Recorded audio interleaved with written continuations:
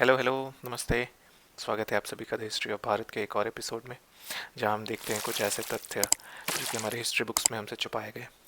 आज का एपिसोड थोड़ा सा अलग होने वाला है, तो चलिए सीधा जंप इन करते हैं हमारे आज के एपिसोड पे। तो आज का हमारा एपिसोड है पुरानी स्टोरीज एंड हिडन एस्ट्रोलॉजी, पुराणों में छुपा खगोल विज्ञान। बहुत सारी हमारे पुराणों में कहानियाँ पाई जाती हैं और पुराण को हमें देख कर ऐसा लगता है कि बहुत सारी फिक्शनल और बहुत बढ़ा चढ़ा के मैजिकल जादुई चीज़ें वहाँ पे लिखी हुई हैं। पर देखेंगे क्या हमें उसमें कुछ साइंटिफिक फैक्ट्स भी छुपे हुए मिलते हैं जो कि हमें कभी इस पर्सपेक्टिव से नहीं बताया गया। तो सबसे पहले आप बहुत सारे टेम्पल्स में जाओगे, खास करके साउथ के मंदिर में, तो आपको ये नवग्रह की मूर्तियाँ ज़रूर दिखेंगी। हाँ, ये नौ ग्रह हमारे पूरे पूरे सोलर सिस्टम के 9 प्लैनेट्स तो नहीं है। इसमें सूर्य, चंद्र, हफ्ते के 7 दिन, मंगल, गुरु, शुक्र, शनि, बृहस्पति और बुध ग्रह, और साथ में राहु केतु मिला के 9 ग्रह बनते हैं। बट इसकी परिक्रमा आज भी होती है। तो इससे कम से कम हमें ये तो पता चलता है कि इन्हें गुरु, बृहस्पति, शनि, तो बृहस्पति और शनि तो काफ़ी दूर के ग्रह हो गए, तो उनके बारे में भी हमारे पूर्वजों को अंदाज़ा था। क्योंकि पुराणों में, खास करके जैसे ब्रह्मांड पुराण में, एक एक इनको देव के रूप में बताया गया है और इनके एक एक के ऊपर कहानी है। जैसे देवगुरु बृहस्पति हैं और शुक्र जो है वो असुरों के गुरु माने जाते हैं। तो इस तरह से हमारे पूर्वज पुराणों में कहानियाँ और साइंस दोनों को लिंक करते थे। दूसरी इमेज जो मैंने यहाँ पे दी है वो सूर्य देव की है। आप सभी ने देखा होगा कितने घोड़े होते हैं सूर्य देव के रथ के आगे। एक्चुअली उनके एक सारथी भी होते हैं जिनका कि नाम अरुण है पुराणों के हिसाब से। पर हमेशा 7 घोड़े ही रहते हैं सूर्य देव के रथ में। अब वो क्या डिपिक्ट करते हैं ये तो नहीं पता, पर जैसे लाइट के 7 कलर होते हैं, 7 रंग होते हैं, वो भी डिपिक्ट कर रहे हो सकते हैं। वेदों को उच्चारण करने के 7 मंत्र होते हैं, 7 लेवल ऑफ म्यूजिक होते हैं, वो भी रिप्रेजेंट कर सकते हैं। हफ्ते के 7 दिन भी रिप्रेजेंट कर सकते हैं। ये तो एग्जैक्टली हमें नहीं पता, ना ही हमारे पुराणों में लिखा है, पर फिर भी 7 घोड़े काफ़ी कुछ डिपिक्ट कर सकते हैं। तो आइए चलते हैं हम अपने कुछ मेन स्टोरीज की तरफ। मेन लाइन स्टोरीज, ये विष्णु के एक अवतार, वराह अवतार की कहानियाँ हैं। जो हमारे इस कल्प में तो वराह अवतार ही सबसे पहले हुए, पर ऐसे मत्स्य और कुर्म अवतार के बाद वराह अवतार आते हैं। जो पहली 2 मूर्तियाँ यहाँ पे दिख रही हैं, ये मैंने खींची है फोटो। पहली वाली पत्तदक्कल से है और दूसरी वाली बदामी के केव टेम्पल्स में से है वराह अवतार की फ़ोटो। तीसरी फ़ोटो ऐसी किसी म्यूज़ियम से ली हुई है। तो वराह अवतार का जिक्र काफ़ी सारे मत्स्य पुराण में आता है, भगवत पुराण में इनकी कथा डिटेल में है कि कैसे जब धरती को एक राक्षस था हिरण्याक्ष, उसने एक गर्भोदक सागर, जो कि कॉस्मिक ओशन जिसको कह सकते हैं, उसके अंदर ढकेल दिया था और एक तरह से उनको अपने कब्जे में कर रखा था। तो कैसे भगवान वराह का अवतार लेते हैं और हिरण्याक्ष को परास्त करते हैं, और उसके बाद धरती माँ को उठाकर, समुद्र से उठाकर अपने उनके जो कॉस्मोस है उनके सही जगह पे वो उनको प्रतिस्थापित करते हैं। तो इसमें जो जिक्र है, जो भगवत पुराण के जो श्लोक हैं, उसमें वो उनको दोनों टस्क से उठा रहे होते हैं। तो वो कोई एक 3D ऑब्जेक्ट ही है। अगर आप देखोगे इन दोनों इमेजेस में भी एक स्फीयर बना हुआ है, एक ग्लोब। और ये जो मूर्तियाँ हैं आज की तो नहीं बनी है, लगभग 1500 साल पहले अगर ये चालुक्य एरिया की हैं तो लगभग 600-700 AD की मूर्तियाँ हैं। यहाँ पे भी देखोगे कुछ राउंड सी शेप है, और टस्क का यहाँ पे नहीं है, थोड़ी सी अलग मूर्ति है। यहाँ पे भी एक ग्लोब अलग से दिख रहा है। तो बहुत सारे धर्म हैं जो आजकल भी उनके बुक के हिसाब से वो अर्थ को फ्लैट मानते हैं, अर्थ को सेंटर ऑफ द यूनिवर्स मानते हैं। लेकिन हमारे में इस तरह का नहीं था। हमारे में देखो, इतने पहले से ब्रह्मांड पुराण और भगवत पुराण जो पढ़ लो, तो उसमें भी जो जिक्र है, जिस तरह से पोर्ट्रे किया गया, वो एक 3D शेप प्रतीत होता है। प्रभुपाद ने जो ट्रांसलेशन किया भगवत पुराण के, उसमें तो 3D ग्लोब ही लिखा है, 3 डायमेंशनल। और हमारे नाम में भी क्या जिक्र आता है, भूगोल। पृथ्वी गोल है और स्फीयर है, ये हमारे को बहुत पहले से पता था। पर नॉर्मली ये इस तरह के पर्सपेक्टिव से हम नहीं देखते। हमें तो हमेशा से यही बताया गया कि हमारा धर्म काफ़ी बैकवर्ड है, अनसाइंटिफिक है। बट देखो, भूगोल का की नॉलेज हमें उस टाइम से थी कि अर्थ एक स्फीयर है। इस तरह से आगे और भी स्टोरीज देखते हैं। आगे एक और स्टोरी है। सबसे पहले तो एक क्वेश्चन, आपको पता है सोमवार किस देव को डेडिकेटेड है? सोमवार, मंडे। बाकी हफ्ते के सातों दिन तो किसी न किसी को डेडिकेटेड है। रविवार सूर्य को है, मंगलवार मंगल ग्रह, बुधवार बुध ग्रह, बृहस्पतिवार बृहस्पति ग्रह, शुक्रवार शुक्र ग्रह, शनिवार शनि ग्रह। पर सोमवार किसके लिए? सोम असल में चंद्रदेव को भी कहते हैं, और ये चंद्रमा को डेडिकेटेड, इसलिए सूर्य के बाद सीधे चंद्रमा आते हैं। नवग्रह की जो अरेंजमेंट होती है उसमें भी सूर्य के जस्ट सामने चंद्रदेव की ही मूर्तियाँ रहती हैं। तो चंद्रदेव के बारे में भी अगेन पुराणों में जो कहानी लिखी गई है वो तो as a Dev, as a चमत्कारिक ही तरीके से लिखी गई है। मैं ऐसा नहीं कहूँगा कि पूरा साइंटिफिक चीज़ें लिखी हुई हैं। तो चंद्रदेव की कहानी जो है वो ब्रह्मांड पुराण में आती है डिटेल में, फिर शिव पुराण में, विष्णु पुराण में इनका जिक्र है, फिर महाभारत में भी एक थोड़ी देर के लिए इनका जिक्र आता है।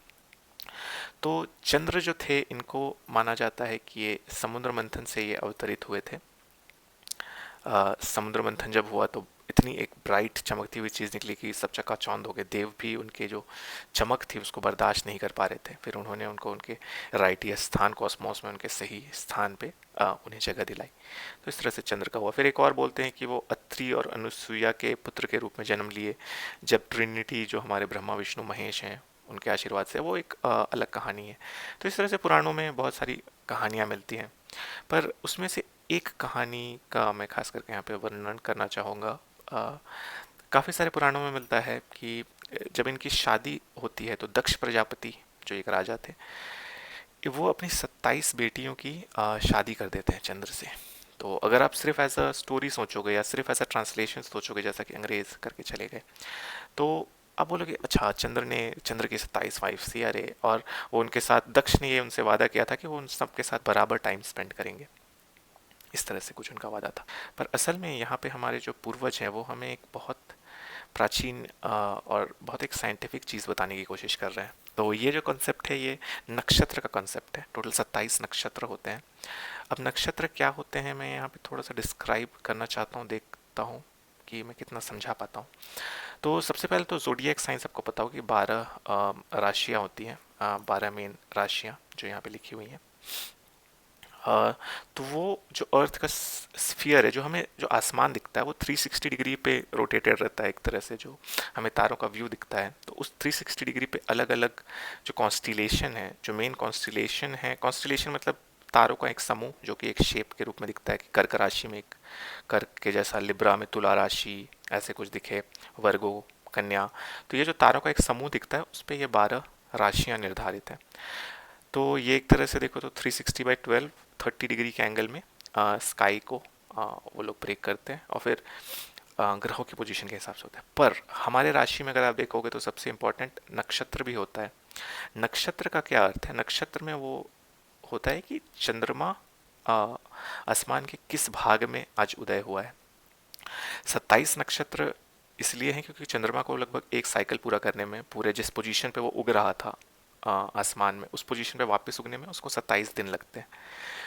तो इसको और छोटे छोटे पार्ट्स में अगर आप डिवाइड कर दो, जैसे कि यहाँ पे देख रहे हैं, तो 13.3 डिग्री का एक नक्षत्र होता है। वो नक्षत्र कैसे डिसाइडेड है कि सबसे ब्राइटेस्ट स्टार जो उस रीजन में आपको दिख रहा है, उस स्टार के नाम पे, जैसे रोहिणी एक तारा है जो उस रीजन में दिख रहा है, मान लो जिस कॉन्स्टिलेशन के भी सामने है वो उसके सामने दिख रहा है। अब जैसे यहाँ पे एक मूला नक्षत्र है, वो वर्गो कन्या राशि में आता है, तो एक राशि में लगभग 2.5 नक्षत्र तो लगभग रहेंगे ही रहेंगे। ये हमारे पूर्वज ऐसे डिसाइड करते थे कि चंद्रमा जब उग रहा है तो उसके बैकड्रॉप में, उसके बैकग्राउंड में किस तरह के जो तारे हैं, सबसे ब्राइट तारा कौन सा है, इस हिसाब से उन्होंने हमारे जो नाइट स्काई है उसको 27 भागों में डिवाइड किया था। अब जैसे घड़ी की सुई है, घड़ी की सुई से आप डिसाइड कर सकते हैं कि अगला घंटा कितने बजे होगा। अभी 12 बज रहे हैं तो एक कितने देर में होगा, या 12:30 हो रहे हैं तो इतने देर में एक होगा। इसी तरह चंद्रमा किस नक्षत्र में उग रहा है उसको देखने के लिए ये नक्षत्रों का कंसेप्ट हुआ कि कितने दिनों बाद चंद्रमा वापस उसी पोजीशन पे आएगा। क्योंकि चंद्रमा को आप देखोगे कि वो directly east to west, north to south ऐसे नहीं होता। अब तो हमारे पास आजकल के टाइम पे ना हमारे पास ये टाइम है, ना हम कुछ ये सब चीज़ें ऑब्जर्व ही करते हैं। और शहरों में इतनी लाइट पोल्यूशन हो गई कि हम तारे कॉन्स्टलेशन तो अधिकतर देख ही नहीं पाते। इवन गाँव में अब जैसे सोलर लाइट और ये इतना पहुँच गया रात में इन्फिनिट लाइट ही जले रहते हैं, तो हमें उतना दिख नहीं पाते ये सब। मुझे भी याद है बचपन में एक बार मेरे नाना ने मुझे रात के 3 या 4 बजे उठाकर सप्तऋषि की जो कॉन्स्टलेशन है वो दिखाई थी। वो सिर्फ कुछ टाइम पे ही दिखती है। अगर आप अंधेरे जगह पे हो और बहुत लाइट से दूर हो, आप मिल्की वे देख सकते हो, बहुत सारी कॉन्स्टलेशन देख सकते हो, पहचान सकते हो। कुछ कुछ कॉन्स्टलेशन तो बहुत क्लियर है, अर्सा मेजर, अर्सा माइनर, बिग डिपर, पर वो आप देख सकते हो, काफ़ी वो प्रोमिनेंट है। पर बहुत सारी हैं जो आपको फिक्स टाइम पे, जो कि हमारी सिर्फ पूर्वजों को ही नॉलेज थी, वो देख सकते हैं। सेम वे नक्षत्र का जो कॉन्सेप्ट है, आप कभी भी अपनी कुंडली देखोगे, आपकी राशि के बाद सीधा आपका नक्षत्र मेंशन रहेगा, क्योंकि चंद्रमा का प्रभाव कहते हैं बहुत बड़ा रहता है हमारे जीवन में एस्ट्रोलॉजी के हिसाब से, क्योंकि चंद्रमा सबसे निकटतम ग्रह भी है और उसकी ग्रेविटी सबसे ज़्यादा अफेक्ट करती है। और इसकी एक्यूरेसी देखो कि उन्होंने 27 ऐसे ब्राइट तारे ढूंढे और इतनी एक्यूरेटली वो प्रेडिक्ट कर सकते कि 27 दिन में ही ये अपना एक साइकिल पूरा कर रहा है। उसको उन्होंने पुराण में एक स्टोरी लिखी कि मून के 27 वाइब्स थे। अगर आप सिर्फ लिटरल ट्रांसलेशन पढ़ोगे और इन सब चीज़ों से आप कनेक्ट नहीं करोगे तो आप ये बोलोगे अरे यार क्या मैथोलॉजी लिख रखा है। तो ये मुझे एक इंटरेस्टिंग लगा, तो मैं शेयर करना चाहता था। चलिए चलते हैं अगली स्टोरी की तरफ। तो अगली स्टोरी है ध्रुव की। तो हम सब प्रहलाद की स्टोरी तो बहुत जानते हैं, पर अगर आप भक्ति मार्ग से हो कहीं पे भी, तो आपको ध्रुव और प्रहलाद दोनों लगभग एक दर्जे के भक्त माने जाते हैं। तो ध्रुव की कहानी डिटेल में है भागवत पुराण में, बहुत बड़ा अंश उसको समर्पित है। तो थोड़ा पहले कहानी के बारे में जान लेते हैं, फिर देखेंगे उसके साइंटिफिक एस्पेक्ट्स के बारे में। तो एक राजा होते हैं उत्तनपादा नाम के, उनकी एक रानी होती है सुनीति, जिनके पुत्र होते हैं ध्रुव। पर कुछ वर्षों बाद राजा एक दूसरी शादी भी कर लेते हैं, सुरुचि। तो सुरुचि से विवाह होने के बाद वो ज़्यादा ध्यान सुरुचि और उसके बच्चों पे दे रहे होते हैं। एक बार का ऐसा जिक्र है पुराण में ही कि वो अपनी सभा में बैठे थे और सुरुचि और उनके पुत्र उत्तम उनके साथ थे, उनकी गोद में एक्चुअली बैठे हुए। तो ध्रुव भी आते हैं और अपने पिताजी से याचना करते हैं कि मुझे भी आपकी गोदी में बैठना है। पर उस टाइम पे सुरुचि जो है वो गुस्सा हो जाती है और बोलती है कि तुम इस लायक नहीं हो, ये स्थान तो सिर्फ उत्तम का है। और उसके पिताजी भी उसे एक तरह से नकार देते हैं। तो वो उदास होकर अपनी माता के पास जाते हैं और वो बोलते हैं कि अगर तुम्हें सही स्थान चाहिए अपना इस जीवन में, उनकी माता कहती हैं, तो जाके तुम विष्णु की पूजा करो, तुम भगवान की आराधना करो, वही तुम्हें तुम्हारा सही स्थान दिला सकते हैं। तो ये 5 वर्ष का बच्चा अकेले ही सब कुछ छोड़ छाड़ के महल से भाग जाता है, निकल जाता है। उन्हें रास्ते में नारद मुनि मिलते हैं और कहीं कहीं पे जिक्र है सप्तऋषि भी मिले थे उन्हें। पर नारद मुनि बेसिकली उसको वो अपना शिष्य बनाते हैं और कहते हैं तुम इस तरह से विष्णु की आराधना करो। तो उसने बहुत कठोर तपस्या की, कई महीनों महीने तक बिना डगे, स्टेबल, एक 5 साल के बालक ने। ये डिपिक्ट करता है भक्ति मार्ग से भी भगवान को प्राप्त किया जा सकता है, उसका ये एग्जाम्पल है। इसमें प्रहलाद और ध्रुव बहुत ज़्यादा आते हैं और इसीलिए ध्रुव की जो कथा है ये गुरु ग्रंथ साहिब में भी वर्णित है। जैसे मैंने कहा था, गुरु ग्रंथ साहिब जो है वो भक्ति मार्ग हुआ, उसका एक तरह से वो कल्मिनेशन है, प्लस उसमें बाकी फिलोसॉफीज़ का भी ज्ञान है, वेदांत वगैरह को लेके। पर इस भक्ति मार्ग में देखें तो ध्रुव काफ़ी ऊपर थे, क्योंकि जब उनकी तपस्या पूरी हुई तो विष्णु जी प्रकट हुए और तब तक वो इतने मतलब एक ब्लिसफुल स्टेट जिसको बोलते हैं, वो एक इतने शांत चित्त अवस्था में पहुंच गए थे कि फिर जब उनसे पूछा गया कि तुम्हें क्या चाहिए, तो भी उन्होंने बोला कि मैं तो मतलब धन्य हूँ, मैं एक शांत हूँ। मतलब उनकी सारी जो इच्छाएं और ये सब सब खत्म हो गई थी। फिर भी विष्णु ने उन्हें आशीर्वाद दिया कि तुम लंबे समय तक राज करोगे और तुम्हारी इस स्थित प्रज्ञ नेचर, जो तुम इतनी कम उम्र में भी इतनी स्थिरता के साथ तपस्या करते हो, तो मैं तुम्हें वरदान देता हूँ कि तुम हमेशा हमेशा के लिए स्थिर एक पॉइंट का काम करोगे धरतीवासियों के लिए। उसी के नाम पे ये ध्रुव तारा जो है वो बना, जिसको कि हम पोल स्टार भी कहते हैं। और फिर उन्होंने एक और वरदान दिया कि तुम्हारी माता भी तुम्हारे सामने एक और तारा रहेंगी, सुनीति करके। तो काफ़ी समय पहले ये जो ध्रुव तारा है अभी के टाइम पे नॉर्थ स्टार इज़ पोलारिस। तो इसको अगर आप डिपिक्ट करना चाहोगे, ये हमेशा नॉर्थ में ही रहेगा। अगर आप किसी भी नॉर्दर्न हेमिस्फीयर के जगह पे जाके आप एक टाइम लैप्स कैप्चर करोगे तो सारे स्टार्स आपको, अगर आप रात भर का करते हो, 3-4 रातों तक लगातार करते हो, तो सारे स्टार्स आपको ऐसे एक लाइन में सर्कल सर्कल सर्कल मिलेंगे और बीच में एक तारा रहेगा जो कि कभी मूव नहीं करता। तो वो हमेशा से, अभी वो एक पोलारिस है, पोल स्टार। हम अब उसे ध्रुव तारा कहते हैं, पर ये जो पोल स्टार है ये चेंज होते रहते हैं, क्योंकि अर्थ की जो इंक्लिनेशन है वो चेंज होती रहती है। तो लगभग 2800 से 3000 साल पहले इस तारे के साथ, उस टाइम पे एक दूसरा तारा था ध्रुव तारा, उसके साथ एक और छोटा तारा भी काफ़ी टाइम तक साथ में रहते थे, तो वो सुनीति कहते हैं। तो इस तरह से कुछ कुछ खगोलीय घटनाओं को अगर हम प्लानिटेरियम जैसे सॉफ्टवेयर हैं वो सिमुलेट कर सकते हैं कि कौन से तारा कौन से ग्रह की क्या स्थिति थी, और हमारे पुराणों में इतना ज्ञान है इनको लेकर कि उससे हम काफ़ी सारे पुराने डेट्स भी पहचान सकते हैं। हालांकि सब इसको मानते नहीं इन पुराने डेट्स को, पर एक तरह से साइंटिफिक फैक्ट को देखो कितने सुंदर तरीके से दर्शाया गया है। भक्ति का मार्ग भी सिखा दिया, ध्रुव तारे की नॉलेज भी दे दी कि कभी भी नॉर्थ डायरेक्शन आपको ट्रैवल करना है, रात में ट्रैवल करना है, समुद्र में आप हो तो कैसे आप रास्ता ढूंढ सकते हो। तो ये है हमारे पूर्वजों का ज्ञान, ये पर्सपेक्टिव अगेन हमें कभी स्कूल बुक्स में तो नहीं दिया गया। स्कूल बुक्स में तो हमें ये सब पता भी नहीं चलता, हमें तो अपने कैलेंडर्स तक नहीं पता है। उसमें मैं बनाऊंगा आगे एक वीडियो कि हमारे जो 12 मंथ हुए या हमारा कैलेंडर कैसे काम करता है, क्योंकि उसमें दिन तो थोड़े कम है, फिर भी कैसे साल दर साल वो एडजस्ट होता जाता है। उस पर एक बनेगी आगे वीडियो। चलिए अभी के लिए चलते हैं हमारे आखिरी टॉपिक पे, जो कि है राहु और केतु, जिसके लिए हमें बहुत ज़्यादा हमारा मखौल बनाया जाता था ब्रिटिश के टाइम पे, जब वो देखते थे कि हम काफ़ी पूजा पाठ कर रहे हैं ग्रहण के टाइम पे, या हम अंधविश्वासी हैं इसीलिए कि राहु सूर्य को खा जाता है, केतु सूर्य को खा जाता है। अगेन वो लिटरल ट्रांसलेशंस ले लेते थे पुराणों की। तो चलिए इसमें भी पहले कहानी को देखते हैं, फिर उसके पीछे की साइंस को देखेंगे। तो राहु और केतु, इसकी कहानी शुरू होती है अगेन समुद्र मंथन वाले एपिसोड से।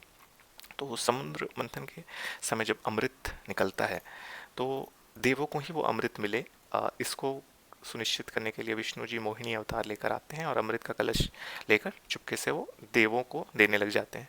पर इसी बीच में एक राक्षस होता है स्वरभानु, असुर साइड से, वो भी भेष बदलकर देवों के बीच आ बैठता है, और भूल भूल में उसे भी अमृत का एक प्याला मिल जाता है और वो भी अमृत पी चुका होता है। तुरंत वो असल में सूर्य और चंद्रदेव के बीच बैठा हुआ था, जो पुरानी कहानी है उसके हिसाब से। थोड़ी देर में सूर्य और चंद्र उसे पहचान लेते हैं और वे तुरंत भागे भागे विष्णु जी के पास जाते हैं कि इसने भी अमृत पी लिया है गलती से। विष्णु जी बहुत क्रोधित होते हैं, और ये राक्षस स्वरभानु भी बहुत क्रोधित होता है सूर्य और चंद्र के ऊपर, और विष्णु जी सुदर्शन चक्र से उसका गला काट डालते हैं उसी वक्त। पर क्योंकि वो ऑलरेडी अमृत पी चुका होता है तो वो मरता नहीं है। उसका सर एक अलग जीवित हो जाता है और उसकी बॉडी एक अलग रहती है, और फिर ऐसे कहा जाता है कि वो हमेशा सूर्य और चंद्र के पीछे भागता रहता है। हालांकि उसने पूजा भी कर ली थी और विष्णु से उसने कुछ माफ़ी भी मांग ली थी, पर इस तरह से। पर अगर हम देखें कि अरे राहु और केतु सूर्य को खा जाते हैं, ऐसा लोग बोलते हैं कि अरे तुम्हारी तो क्या माइथोलॉजी है, राहु केतु खा जाते हैं सूरज को। राहु केतु की अभी भी कुछ लोग पूजा भी करते हैं ज्योतिष में, कि अगर उनका स्थान खराब है या कुछ उससे प्रॉब्लम है तो उसके लिए बहुत सारे अनुष्ठान होते हैं। पर राहु केतु को हमारे शास्त्रों में कैसा लिखा गया? कभी हमारे शास्त्रों में ये नहीं कहा गया कि राहु के ग्रह हैं, उन्हें छाया ग्रह शैडो प्लैनेट्स कहा गया है, या वो एक्चुअली में आर्यभट्ट ने तो उसे डिस्क्राइब भी कर दिया था कि वो पॉइंट्स हैं, वो नोड है। तो इसका थोड़ा सा मैं एक्सप्लेनेशन देना चाहता हूँ यहाँ पे। वो बस एक पॉइंट्स इन स्पेस, वो कुछ जगह है स्पेस की, खास जगह। अब होता क्या है, अर्थ एक प्लेन के अराउंड रिवॉल्व कर रही है, सन के एक प्लेन है, ठीक है। अगर अर्थ की रिवोल्यूशन को अगर आप एक सर्कल बनाओ, उस पर एक प्लेन बना दो, उसको एज अ टेबल मान लो, तो वो एक प्लेन है। जो चंद्रमा की रिवोल्यूशन होती है अराउंड द अर्थ, वो उस प्लेन पे नहीं होती। मान लो वो टेबल एक प्लेन है जिसपे अर्थ सन के अराउंड घूम रहा है, तो चंद्रमा उस टेबल से ऊपर और नीचे जा रहा होता है। मतलब चंद्रमा की जो पाथ है वो थोड़ी सी टेढ़ी है, और वो उस प्लेन से सिर्फ 2 बार टकराएगा। एक इमेजिनरी काल्पनिक प्लेन अगर आप देखो तो उस प्लेन को वो 2 बार क्रॉस करेगा, ठीक है। नॉर्थ नोड, जब वो चंद्रमा ऊपर जा रहा होता है नॉर्थ की तरफ, उसको कहते हैं राहु। अब ऐसा जिक्र भी है पुराणों में, और खास करके आर्यभट्ट और उसके बाद जो मैथमेटिशियंस हुए, आर्यभट्ट ने पूरा एग्जैक्ट कैलकुलेशन करके बता दिया था। Official 499 AD, unofficial date around 600 to 500 BCE Aryabhata रहे। तो उन्होंने एग्जैक्ट कैलकुलेशन के साथ सारे ग्रहण का टाइम क्या होंगे और क्या प्रेडिक्शन, ये उन्होंने पूरे डिटेल के साथ और पूरे एक्यूरेसी के साथ किया हुआ था। आर्यभट्ट और उसके बाद के जब खगोल शास्त्रियों ने उन्होंने लिखा, इवन पुराणों में ये कभी ऐसे ग्रह नहीं लिखे गए। तो ये पॉइंट्स हैं, ठीक है। पॉइंट्स क्या हुए, उस प्लेन को जब ये मून की ऑर्बिट जहाँ पे कट करती है जहाँ पे वहाँ से वो पार हो रहा है। जब वो दक्षिण की तरफ जा रही है उसे केतु कहते हैं, जब उत्तर की तरफ जाते हुए इंटरसेक्ट करती है उसे राहु कहते हैं। नॉर्थर्न नोड असेंडिंग, जब वो ऊपर की ओर जा रहा होता है तो राहु कहते हैं, सदर्न नोड को केतु कहते हैं। अब इस पॉइंट पे जब भी चंद्रमा आता है तो क्या होता है, सन, अर्थ और चंद्रमा सिर्फ एक लाइन पे हो जाते हैं। अब ऐसा नहीं कि इसमें से सारे के सारे में ग्रहण लग जाएंगे, काफ़ी बार जो शैडो होती है वो अर्थ को मिस कर रही होती है, या कहीं दूर पे कहीं छोटा कुछ पार्शियल चंद्र ग्रहण या सूर्य ग्रहण होता है, और यहाँ पे जब आते हैं तो अर्थ बीच में हो जाती है। इसी तरह ये पॉइंट, ये डायनामिक पॉइंट है, इसको स्टैटिक थोड़ा इमेजिन करना मुश्किल है, पर आप वीडियो देख सकते हैं कि ग्रहण कैसे होते हैं और एक्लिप्टिक प्लेन क्या है मून की और अर्थ की। उसके हिसाब से नॉर्दर्न लूनर नोड और सदर्न लूनर नोड अगर आप देखोगे आजकल के टर्मिनोलॉजी के हिसाब से, तो राहु केतु बस वही पॉइंट्स हैं, छाया ग्रह, लूनर नोड्स ना कि ग्रह। और हाँ, एज अ देव उनका स्थान है, इनको कहा जाता है कि वो चेज करते हैं आप चंद्र को, सूर्य को, क्योंकि उन्होंने उसकी पोल खोल दी थी।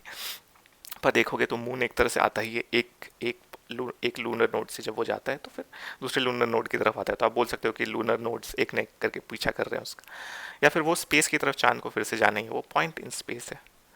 तो इसके ऊपर भी देखो कितनी साइंटिफिक है। और जो मैं उस टाइम पे बता रहा था नवग्रह मूर्तियों की जो अरेंजमेंट होती है, तो काफ़ी में सूर्य बीच में रहते हैं, काफ़ी सारे अरेंजमेंट्स में, काफ़ी सारे में बीच में खाली स्थान रहता है या शिव जी रहते हैं, और सूर्य के सामने हमेशा चंद्र रहता है, और राहु केतु हमेशा डायगनली पे रहते हैं, डायगनल, क्योंकि वो उसी टेढ़े इक्लिप्टिक प्लेन को डिनोट कर रहे हैं स्पेस के, जहाँ पे वो इंटरसेक्ट करेगा अर्थ की रिवोल्यूशनरी जो प्लेन है उसको, जो इसका ऑर्बिट अर्थ के रिवोल्यूशनरी प्लेन को इंटरसेक्ट करेगा, उस पॉइंट्स को राहु केतु कहते हैं।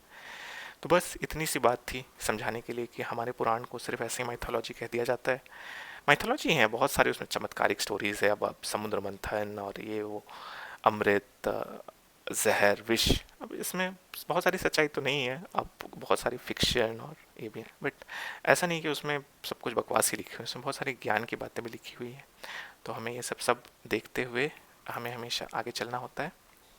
तो हमारी कोशिश ये रहनी चाहिए कि हम थोड़ा डीपली देखें अपने पुराणों को, एक अलग नज़रिए से हमेशा देखने की कोशिश करें और समझने की कोशिश करें कि हमारे पूर्वज आखिर हमें क्या बताना चाह रहे थे। अगर आप अभी तक ये वीडियो देख रहे हैं तो बहुत बहुत धन्यवाद, और इस तरह के और एपिसोड्स देखने के लिए कृपया सब्सक्राइब का बटन दबाएं, बेल आइकन दबाएं, कमेंट करें कि आप आगे और किस तरह के वीडियो देखना चाहते हैं, और ऐसी वीडियो इस चैनल पे आती रहेगी। मिलते हैं फिर अगले एपिसोड में, तब तक के लिए बाय बाय, नमस्कार।